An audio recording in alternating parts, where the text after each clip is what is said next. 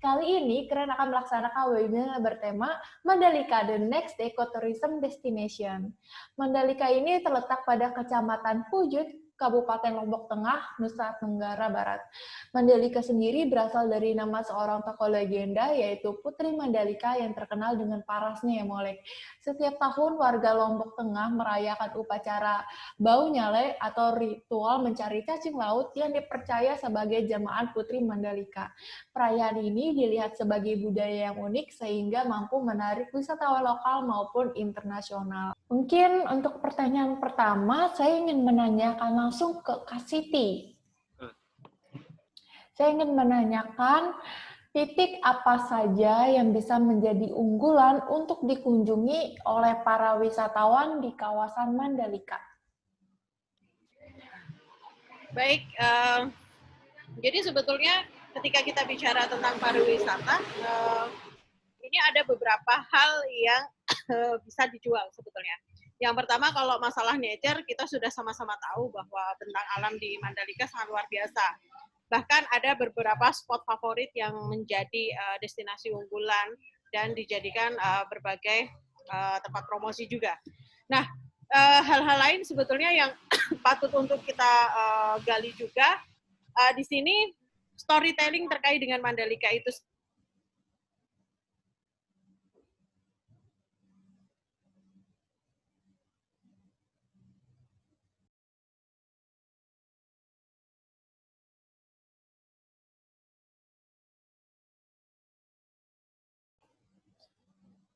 Kak Siti terputus ya. Oke, baik. Mungkin bisa dijawab oleh Pak Samsul.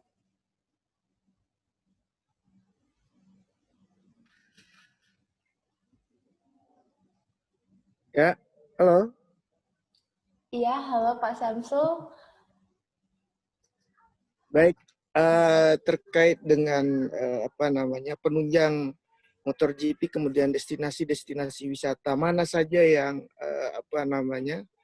yang akan disuguhkan nanti kepada para wisatawan yang yang berkunjung ke Mandalika. Salah satunya yang sudah disebutkan tadi adalah Desa Sade, kemudian hari ini pemerintah Kabupaten Lombok Tengah juga sudah banyak meluncing desa-desa wisata, namun demikian hanya beberapa desa wisata yang sudah siap untuk dikunjungi. Ya, salah satunya di Desa Bilebante, kemudian ada kebetulan saya juga ada di salah satu tinggal di desa wisata, itu Desa Sukarare ya. Desa Sukarare merupakan salah satu destinasi wisata juga yang ke depan juga Desa Wisata Sukarare akan berbenah, tidak hanya sekedar menunjukkan atraksi tenunannya, namun demikian ada beberapa atraksi-atraksi budaya yang menarik, yang unik ya, terkait dengan budaya yang ini juga menjadi salah satu untuk menjaga sustainable daripada budaya khas yang kami miliki. Ya, di samping itu juga destinasi-destinasi wisata yang saat ini sudah siap dikunjungi seperti Gili Trawangan, kemudian tadi ada Sekotong, kemudian air terjun ya terkait dengan alam, kemudian banyak ya. Kita punya Pantai Pink di Lombok Timur, jadi di semua kabupaten yang ada di Provinsi Nusa Tenggara Barat, termasuk Pulau Sumbawa sendiri, memiliki potensi wisata yang sangat menarik untuk untuk dieksplor oleh para wisatawan. Jadi ke depan dengan adanya perhelatan MotoGP ini kami berharap semua, tidak hanya saat ini Pulau Lombok saja yang terciprat dengan kegiatan wisata, namun demikian Pulau Sumbawa juga sebagai bagian dari Provinsi Nusa Tenggara Barat ikut terdampak secara ekonomi dengan kegiatan wisatawan, dengan banyaknya berkunjung wisatawan ke pulau tersebut. Dan di sana juga sudah ada beberapa destinasi yang sudah dipersiapkan ya. Ada Moyo Island, kemudian ada apa namanya, budaya-budaya juga ada di situ. Jadi gini, sebagai pengembang destinasi pariwisata kita ya. Jadi kita juga melihat kita mengembangkan ketika kita mengembangkan Mandalika, kita tidak hanya membicarakan Mandalika as Mandalika saja. Tetapi Pak Samsul benar.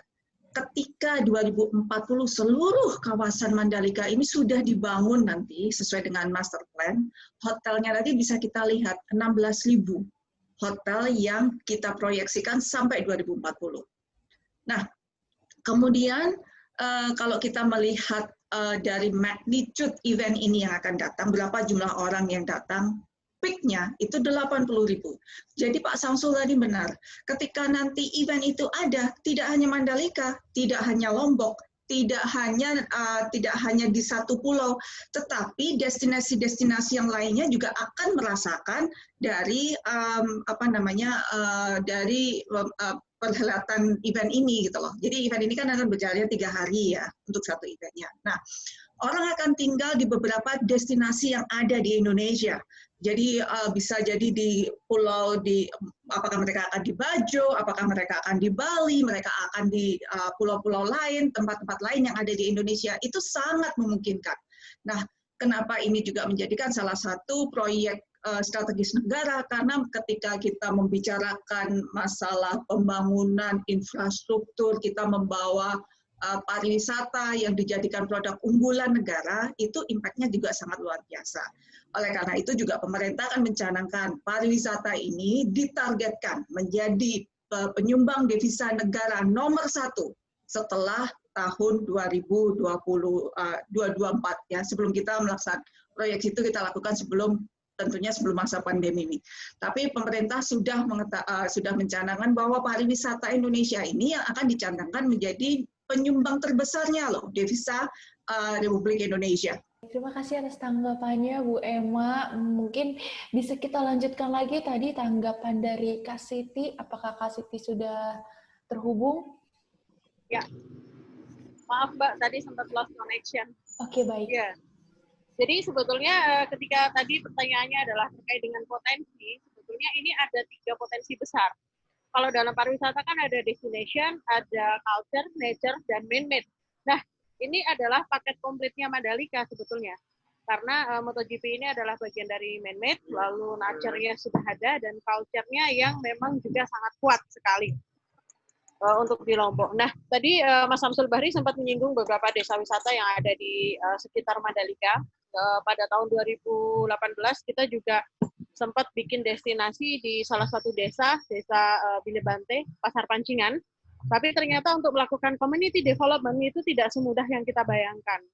Nah, terutama juga kita melihat berbagai karakter yang ada di masyarakat, khususnya juga ternyata banyak juga yang gagap dalam menerima bantuan. Nah, kenapa saya bilang seperti itu? Sustainability dari program-program yang kita buat, yang kita luncurkan di area sekitar Mandalika inilah yang sebetulnya menjadi tantangan terberatnya. Nah, banyak yang memang belum berpikir akan sustainability dari program pariwisata ataupun program-program yang lain, dan ini sebetulnya patut untuk diperhatikan oleh semua, khususnya juga harapan kita sih sebetulnya ITDC banyak melakukan pendampingan, banyak melakukan community development juga di lingkar dari KEK sendiri. Terima kasih.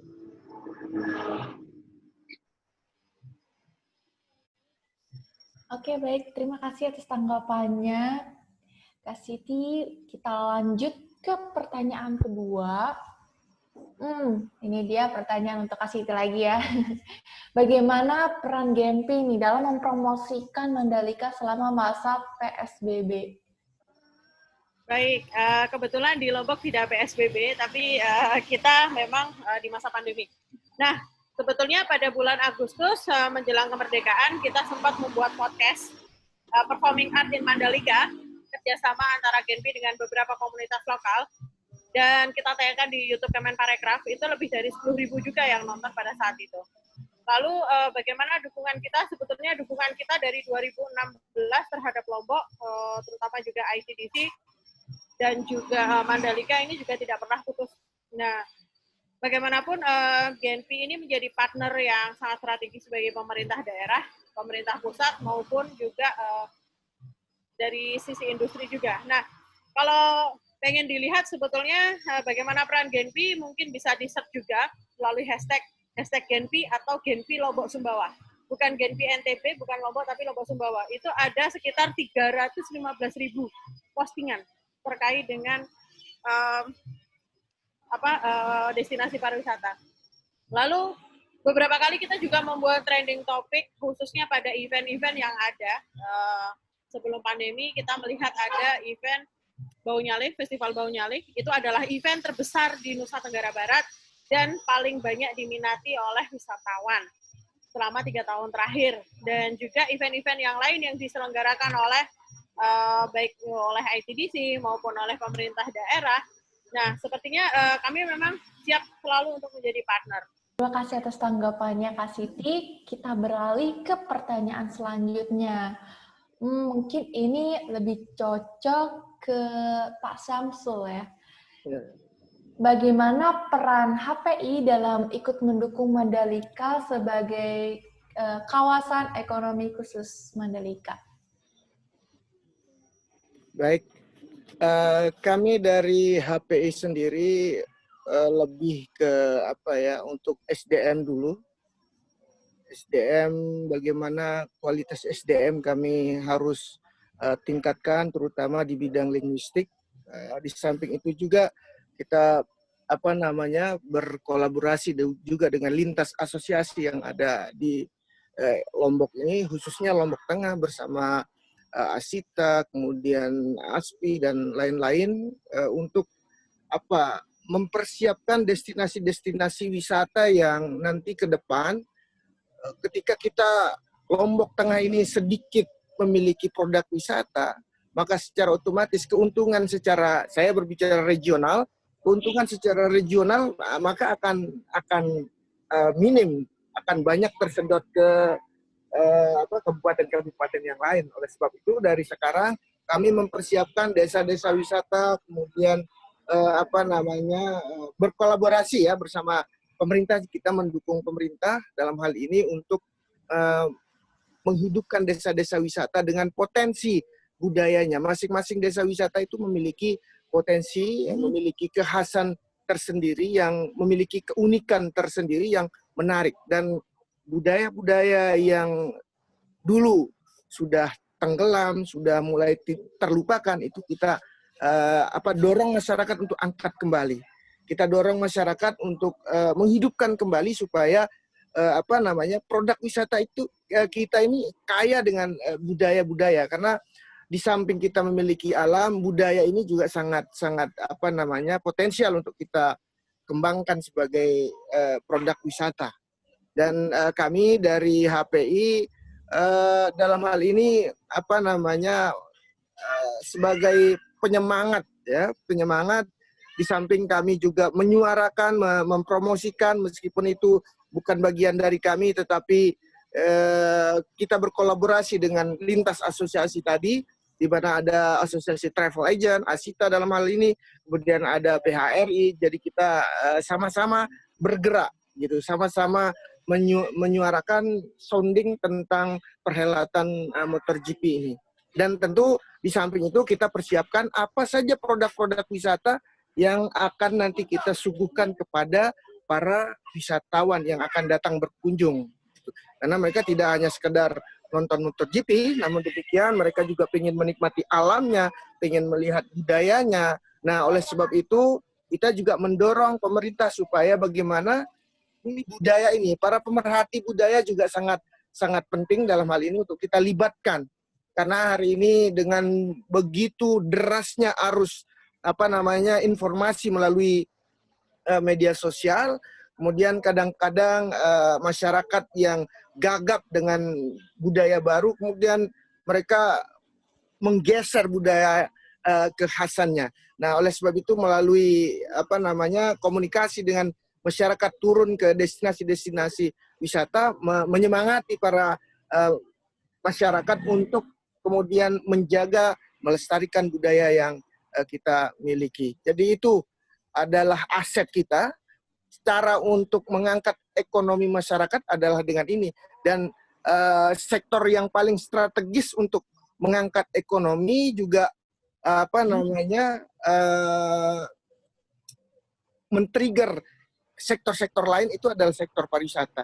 Jadi sektor pariwisata ini adalah sektor yang paling strategis. Nanti berbicara pertanian tentu juga akan masuk, nelayan, kemudian jasa, kemudian lain-lain. Baik, terima kasih atas tanggapannya Pak Samsul. Mungkin ada tanggapan lain dari Bu Emma?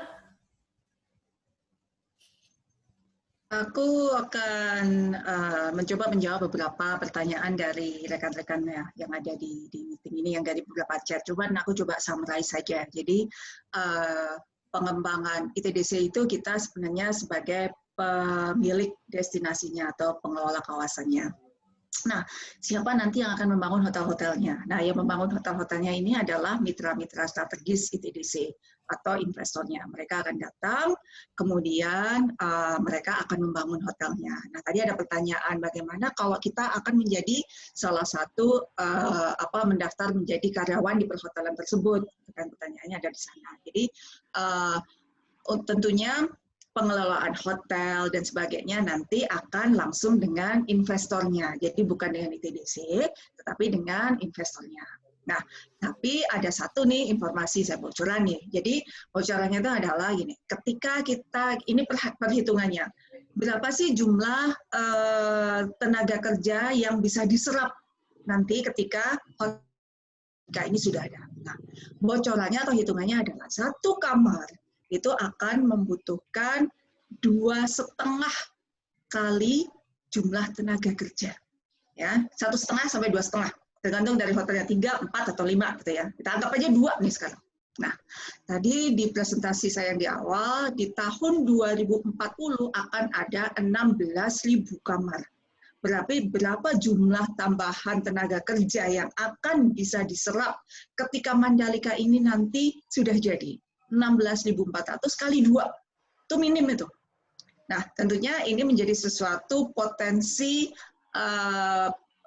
peluang pekerjaan ya yang bisa ditawarkan oleh Mandalika. Jadi ada di sana. Kemudian ada beberapa hal pertanyaan mengenai apakah nanti beberapa event itu bisa dilaksanakan di Mandalika. Sangat bisa. Jadi kita memiliki beberapa spot venue yang cantik banget di Mandalika. Nah, kalau nanti misal akan ada suatu event diselenggarakan di sana, apakah itu konser musik, apakah itu konser kebudayaan, kemudian apakah itu wedding adanya wedding venue dan sebagainya, boleh nanti kita punya tim di Mandalika, letak di office ITDC yang ada di Mandalika. Jadi office kami sebenarnya di bawah Masjid Nurul Bilad, itulah letak office ITDC yang ada di Mandalika. Nanti bisa di sana dengan beberapa tim dari komersial dan marketing bisa dibantu kapan bisa bikin eventnya, lokasinya ada di mana dan bagaimana. Jadi itu mungkin ya yang bisa saya tambahkan. Terima kasih. Oke, baik. Terima kasih atas tanggapannya, Bu Emma. Kita lanjut lagi. Pertanyaan selanjutnya. Mungkin ini lebih ke Pak Samsul. Bagaimana perbedaan pelayanan yang diberikan sebelum pandemi dan saat ini pada pengunjung Mandalika? Baik, pertanyaan yang bagus sekali. Ini juga adalah bagian dari sosialisasi dari kami bahwa kami sesungguhnya sudah siap dikunjungi meskipun di tengah pandemi.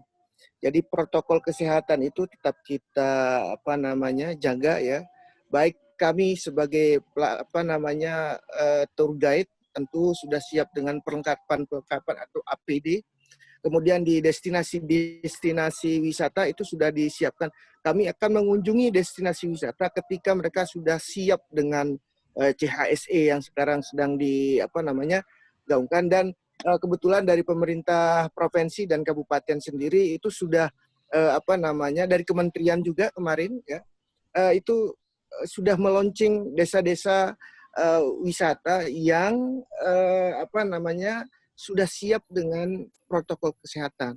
Jadi destinasi-destinasi wisata yang akan dikunjungi oleh para wisatawan hari ini itu adalah destinasi yang sudah siap dengan standar protokol kesehatan. Itu. Dan kebetulan memang dari pemerintah sendiri memberikan support dalam bentuk wastafel, kemudian ini sebagai sebagai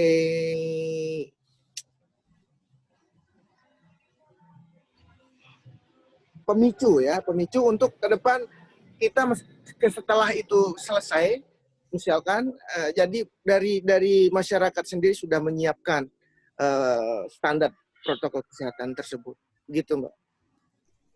Oke, baik. Terima kasih atas tanggapannya. Lanjut, saya ingin mengajukan pertanyaan dari para peserta. Ini banyak banget yang tertarik sama topik pembahasan Mandalika ini. Yang pertama, mungkin saya ingin mengajukan pertanyaan dari Kak Herodia Mangganda. Ini untuk Kak Siti.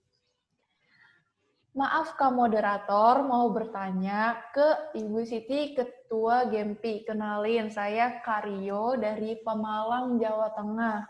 Status mahasiswa dan selama ini penggiat wisata alam. Ingin gabung ke Gempi, caranya bagaimana ya?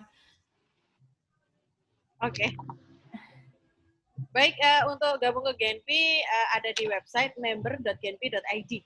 Iya, di situ ada petunjuk yang bisa diikuti dan silahkan follow @genpi Indonesia dan @wonderful.indonesiaku atau nanti DM admin untuk bisa direspon. Terima kasih. Salam untuk Pemalang. Oke, jadi untuk daftar Genpi ini harus sesuai dengan wilayahnya, apa boleh milih wilayah yang lain? Ada dua, jadi mau mengikuti KTP-nya atau domisili saat ini berada. Oke, baik. Terima kasih, Kak Siti. Baik, saya ingin bertanya lagi dari Kak Satriawan. Mungkin ini lebih cocok ke Bu Emma ya. Saya ingin bertanya bagaimana caranya kita bisa bekerja di sektor pariwisata, khususnya dalam bidang perhotelan di Mandalika tersebut. Terima kasih. Oke. Jadi kalau untuk saat ini yang hotel yang yang udah ada hanya baru Novotel. Tapi sebentar lagi hotel yang akan jadi itu adalah hotel Pullman, hotelnya ITDC sebenarnya kita rencanakan di akhir tahun 2021. Nah, nanti di hotel ini juga akan dikelola oleh lembaga sendiri ya, bukan oleh ITDC tetapi oleh anak perusahaan ITDC, namanya ITDC Nusantara Property.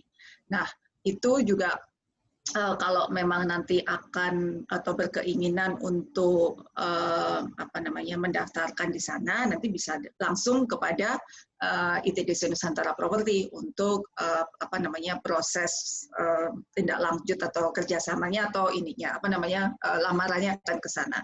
Kalau nanti hotel-hotel yang lain itu akan dibuka, nanti bisa langsung ke hotel-hotel tersebut ya.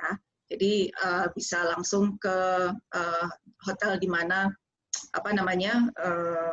tiap-tiap hotel itu sendiri. Nah, mungkin nanti kaitannya dengan beberapa yang ada di sini juga, kalau kayak gitu informasinya bisa didapat dari mana, kapan selesainya, dan sebagainya. Nah, boleh ya, saya share nih, kita misal ada Instagramnya ITDC. Instagram ITDC itu adalah ITDC_ID. Kemudian kita juga aktif di sosial media yang lain, Twitter juga sama, ITDC_ID. Facebooknya ITDC adalah itdc.id. Kemudian kita juga ada websitenya itdc.co.id. Nah, kita juga banyak informasi yang bisa dilihat dari rekan-rekan, perkembangannya ITDC seperti apa. Mungkin nanti kita juga akan upload di sana ketika hotel ini sudah akan buka, akan kemana dan sebagainya. Oke, baik. Terima kasih atas tanggapannya, Bu Emma. Kita lanjut lagi ke pertanyaan selanjutnya. Mungkin ini lebih cocok ke Pak Samsul. Dari Kak Eva Rahmawati. Bagaimana dengan upaya pemberdayaan terhadap masyarakat yang ada di sekitar KEK Mandalika dan apa saja yang dilakukan untuk memberdayakan masyarakat tersebut? Terima kasih. Baik, terkait pemberdayaan masyarakat,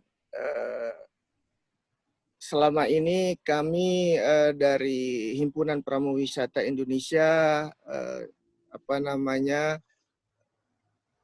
ada banyak problem-problem seperti tadi yang disebutkan oleh Ibu Emma yang menjadi keluhan para wisatawan, di mana para pedagang asongan yang begitu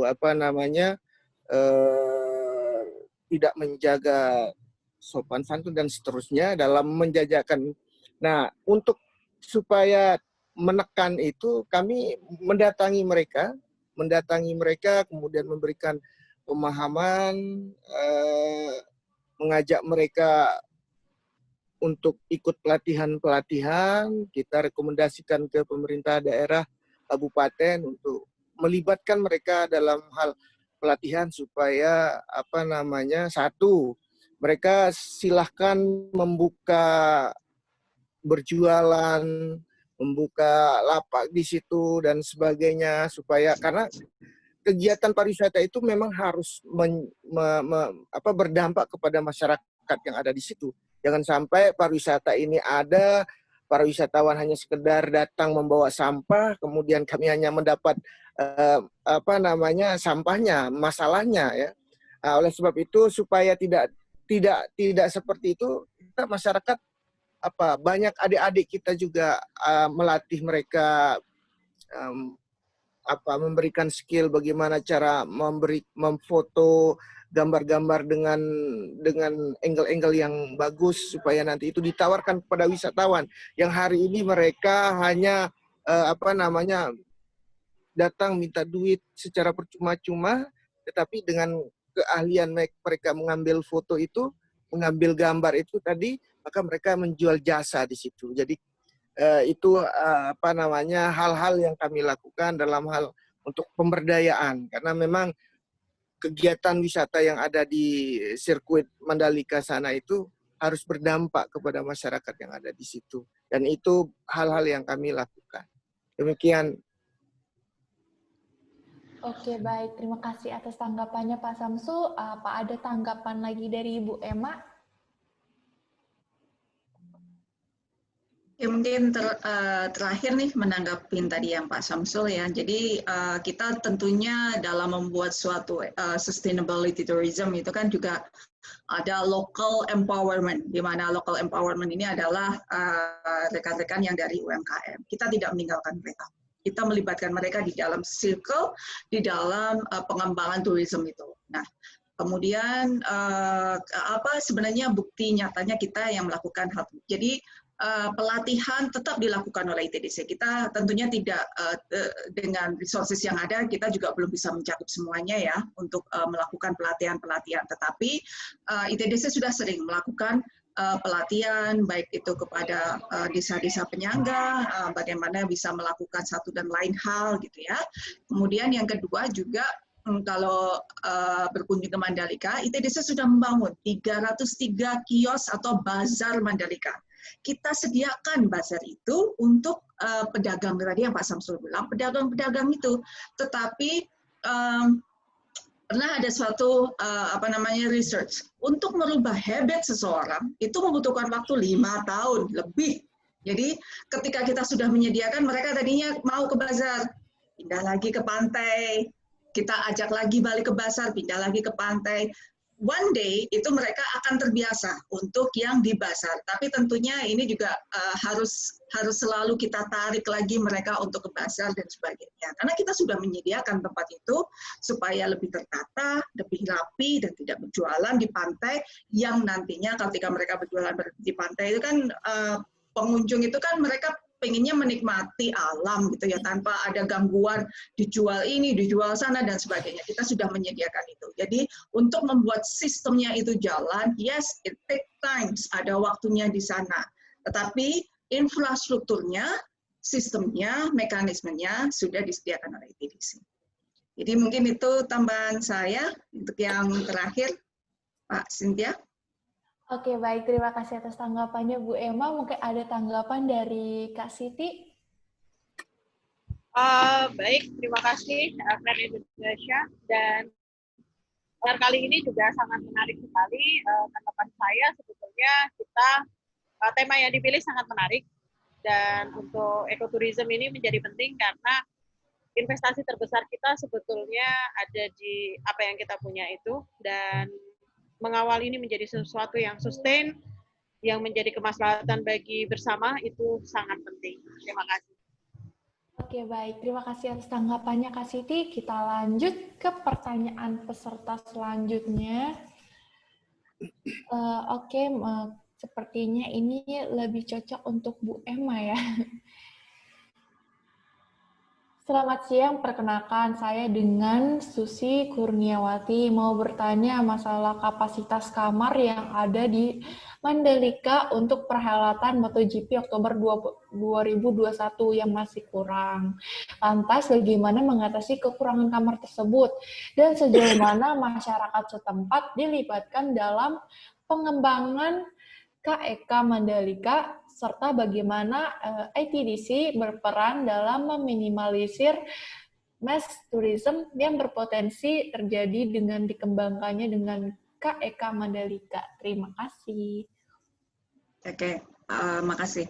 Jadi yang pertama tadi mengenai jumlah ya, jumlah berapa jumlah yang akan dikembangkan kan. Nah, ketika salah satu contohnya adalah suatu perhelatan yang sama yang terjadi di Thailand. Ya. Di sana juga ada sirkuit namanya Buriram. Di sirkuit Buriram ini letaknya juga jauh dari Bangkok, karena ini ada di Thailand, jauh dari Bangkok, jauh dari kota-kota yang lainnya. Tetapi mereka akan pergi ke sana untuk menikmati event ini, habis itu kembali ke apakah itu ke Bangkok atau ke tempat-tempat lain. Nah, di Mandalika itu sendiri sebenarnya kalau mau dilihat apakah kita membawa hanya MotoGP aja, jawabannya sih enggak, karena event MotoGP ini menjadi salah satu poin momen penting iya, tapi that's not the only one. Ya, jadi ketika akan ada event MotoGP di Mandalika, memang nggak akan cukup hotel yang ada di Mandalika sampai terbangun semuanya, nggak akan cukup itu. Jadi makanya Pak Samsul udah ketawa nih. Jadi sebenarnya kita itu tidak mengembangkan Mandalika saja, kita mengembangkan destinasi pariwisata Indonesia. Kita mengembangkannya itu jadi impact-nya itu kepada hotel, kepada pemilik desa wisata yang ada di luar Mandalika itu pun juga akan menerima impact-nya. Jadi mereka juga akan merasakan ini. Berarti mereka akan tinggal, apakah itu di Mataram, apakah itu di Senggigi, apakah itu di tempat-tempat lain. They will stay over there. Nggak hanya di Mandalika. Nggak cukup Mandalika ini nanti. Karena hanya 16.000 kamarnya. Jadi kalau itu satu kamar diisi 2 orang aja udah 32.000. Orangnya datang 80.000 nih. Ya, jadi yang kita pikirkan adalah kita juga salah satu BUMN, makanya kita juga bekerja sama dengan BUMN yang lainnya. Bagaimana kita menambah jumlah penerbangan, mereka mungkin datang pagi, pulang sore. Kemudian ASDP, mereka ada satu cruise mungkin di sana. Nah, orang bisa tinggalnya di cruise. Jadi mereka cruise-nya ini dijadiin kayak hotel, kemudian menambah jumlah mungkin kapal-kapalnya yang bisa dari destinasi mana yang ada ke Lombok. Karena ini juga sudah dipikirkan oleh banyak kementerian-kementerian terkait yang lainnya juga. Karena kita juga merasa bahwa ini juga salah satu yang perlu didukung untuk meningkatkan pendapatan dari sektor pariwisata Indonesia. Jadi yang pertama itu nggak bakalan cukup, Pak. Jadi di Mandalika aku bangun semua aja nggak cukup itu. Jadi kita pasti akan membutuhkan banyak dari pengembang atau pendukung pariwisata yang lainnya. Nah, kemudian saya jadi lupa tadi pertanyaan yang berikutnya adalah tentang bagaimana peran ITC ya dalam meminimalisir mass tourism yang berpotensi. Oke. Jadi event ini kan sebenarnya kalau kita membicarakan MotoGP ya jumlahnya gede, yang datang 80.000 satu hari. Nah, mungkin eventnya ada 3 hari, maksimum 120.000. Tapi event itu adalah 3 hari selama 365 hari. Ya. Nah, kemudian yang lainnya pengembangannya apa? Nah, pengembangan yang lainnya itu pun kita juga melihat, kita juga sudah melakukan banyak kajiannya kok dari AMDAL-nya, kemudian dilihat dari sisi feasibility study-nya, kemudian kajian ekonominya. Nah, yang kita angkat itu adalah pengembangan pariwisata yang tidak hanya Mandalika. Misal, kita bersama dengan holding-holding yang lainnya, kita mengerjakan suatu program, misalnya namanya sebut deh bermain air dengan sinar matahari, surfing dan sebagainya, atau hiking, kemudian nature yang seperti itu. Kita tidak mengembangkannya ke sana. Jadi it's not necessarily itu mass production yang kita akan melakukan event ini 365 hari setiap hari, enggak. Jadi perlu memang satu event untuk ikoniknya, untuk menarik, tetapi kita dalam mengembangkan in daily operationnya dari destinasi ini, kita juga memikirkan carrying capacity dari tempat tersebut, kemudian kita juga akan melihat impact-nya dan sebagainya. Tentunya kita juga tidak akan mau overuse ya yang nature yang sudah ada. Contoh paling gampang adalah yang kita kembangkan di Nusa Dua. Bisa dilihat di sana bagaimana ITDC itu strict sekali untuk mengembangkan suatu destinasi pariwisata yang tidak langsung semuanya bisa datang ke sana penuh yang seperti itu. Enggak. Kita menghargai privasinya, hijau, kemudian dan sebagainya. Jadi kita lihat di sana. Oke, baik. Terima kasih atas tanggapannya, Bu Emma. Dan ini ada pertanyaan lagi, mungkin menyambung dari pertanyaan tadi ya, terkait dengan hotel. Apakah ada pengelolaan limbah khusus seperti di kawasan Nusa Dua Bali? Terima kasih. Ya, jawabannya ada. Apakah itu sudah terbentuk? Belum. Tapi kita di dalam mengembangkan di dalam master plan kita itu sudah ada. Jadi kita lengkap seperti yang di Nusa Dua Bali. Kita akan ada pengolahan limbahnya, kemudian sumber energinya itu juga beraneka ragam. Kita tidak hanya menggunakan satu sumber kok. Jadi kita juga menggunakan eco-friendly-nya solar farm kita pakai. Kita juga sedang mengkaji wind turbine juga, bagaimana wind turbine itu menjadi salah satu sumber energi yang bisa dilakukan di sana. Dan air ini juga salah satunya. Air ini juga kita tidak hanya menggunakan PDAM, kita menggunakan SWRO, nih teknologi yang sudah advance untuk menyediakan air yang ada di sana, menggunakan air. Jadi menggunakan air dari laut, dikembalikan lagi ke laut. Seperti yang kita lakukan di Nusa Dua, tidak diperbolehkan ngebor ke air tanah. That's the reason why kita juga sangat strict kepada sustainability dari tourism destination yang kita kelola. Jadi kita tidak memperbolehkan itu yang namanya dibor itu ke bawah, karena itu yang akan merusak. Makanya akan dibangun pipa, ngambil airnya dari laut, nanti diolah, kemudian drain discharge-nya juga balik lagi ke laut. Okay. Tapi akan ada untuk pengolahan limbah dan sebagainya. Cuman belum kelihatan sekarang. Oke, baik. Terima kasih atas tanggapannya, Bu Emma. Lanjut, ingin bertanya ke Pak Samsul. Tadi yang ingin bertanya itu dari KB Trix, bagaimana mengatasi kemerosotan dalam dunia pariwisata yang efek terhadap pandemi mulai sepi dan kurang peminat untuk touring dan pelancong. Apakah protokol kesehatan di sana bisa terjamin? Baik, untuk saat ini itu saja yang menjadi stressing kami, bagaimana menjaga pelayanan dengan standar protokol kesehatan. Jadi itu bagian dari kesiapan kami untuk bertahan. Jadi meyakinkan kepada publik bahwa Lombok yang saat ini statusnya masih kita masih di green ya, green zone ya. Jadi meyakinkan kepada para wisatawan bahwa di destinasi kami akan mengajak para wisatawan berkunjung ke destinasi-destinasi yang sudah siap dengan standar protokol kesehatan. Adapun yang belum, maka kita sudah inventarisir mana saja desa-desa atau mana saja objek-objek wisata yang belum memenuhi standar. Adapun kalau pantai, saya pikir kalau di situ panas ya, apalagi kalau di Lombok itu panas, ya, standar protokolnya paling ya social distancing saja atau physical distancing. Adapun kalau yang untuk cuci tangan dan sebagainya di objek-objek wisata yang di pantai misalkan, itu agak tidak begitu ketat ya. Adapun di objek wisata yang sangat kita stressing untuk menjaga protokol kesehatannya adalah desa-desa wisata.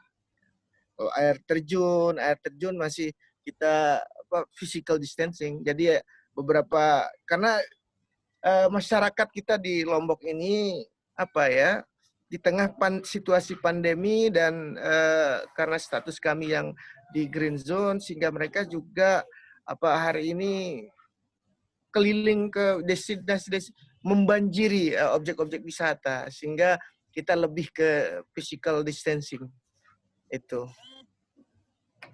Oke, baik. Terima kasih atas tanggapannya Pak Samsul. Mungkin ada pertanyaan lagi dari Kak Dedi Lombok World. Mungkin ini agak nyambung dengan pertanyaan tadi. Selamat siang, dalam proses event-event yang akan diselenggarakan ke depan, apakah para influencer Lombok, khususnya terkait Lombok, akan dilibatkan? Jika iya, seperti apa pelibatannya?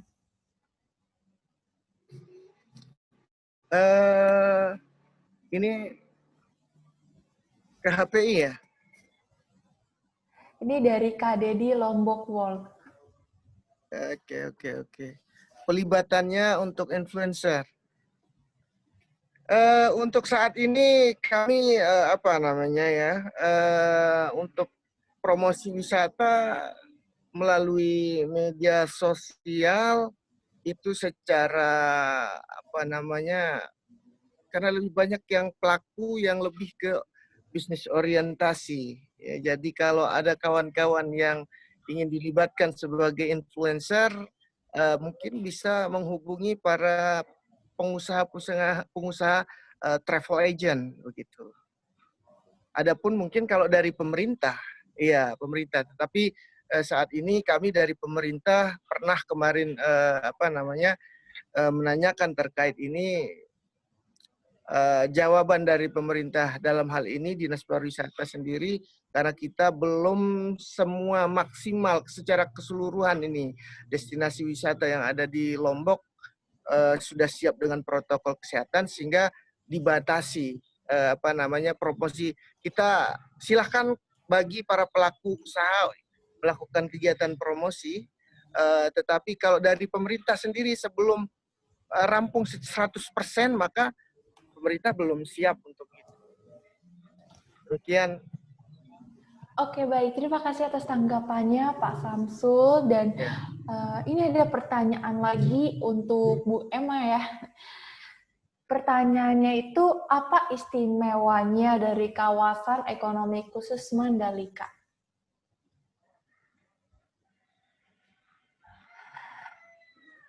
Jadi di dalam pengembangan suatu kawasan pariwisata, ya. Jadi ketika kita memikirkan pengembangan kawasan pariwisata itu, kita mencoba untuk membuat suatu bagian itu yang tidak kanibalis ke satu dengan yang lainnya. Ya, kita melihat dari kacamata yang lebih besar pariwisata Indonesia gitu kan. Nah, apa yang dimaksud di sini? Jadi ketika kita mengembangkan Mandalika gitu, supaya orang itu dibuat ada pilihan untuk tinggal di Mandalika, memperpanjang waktu mereka untuk berkunjung ke Indonesia. Jadi tidak untuk membuat orang itu jauh lebih susah, disuruh memilih apakah ke Bali, apa ke Mandalika. Bukan itu yang kita mau. Tapi ketika orang datang ke Bali, mereka juga mau datang ke Mandalika dan sebagainya. Nah, dari sisi destinasi itu sendiri ada berbagai jenis atraksinya. Apakah itu based on alamnya, ya, atau based on culture-nya, heritage seperti Borobudur, atau based on situasi seperti event-eventnya gitu kan. Nah, kita mengembangkan Mandalika itu kita buat menjadi suatu area untuk sport dan entertainment. Itulah keunikannya sebenarnya Mandalika ini. Jadi ketika kita melihat dari konsepnya, di situ juga dibangun lapangan golf yang juga besar di sana.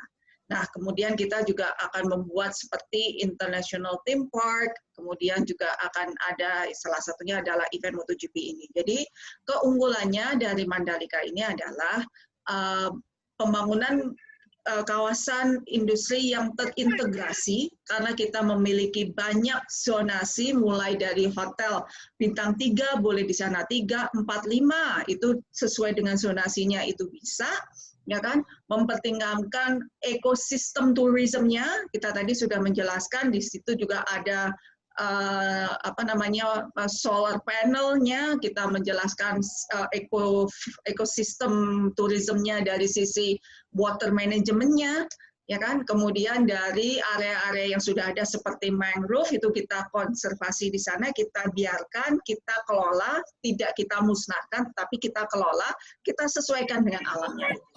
And yet kita menambahkan suatu keunikan di sana dengan membawa event atau entertainment yang membuat orang bisa datang. Salah satunya adalah event MotoGP.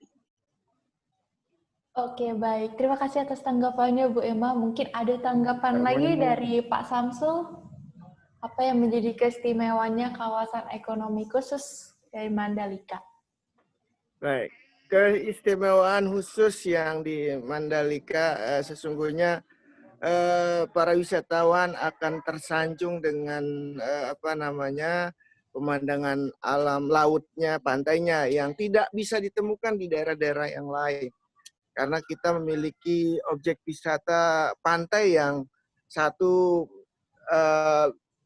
ombaknya besar, bisa untuk selancar, kemudian pasir putihnya, kemudian di sana juga bagi yang senang sunbathing itu di kawasan Mandalika sangat cocok di situ ya. Di samping melihat budaya yang unik yang kita memiliki event sekali setahun Bau Nyale itu sangat menarik yang tidak bisa ditemukan di daerah-daerah yang lain ya.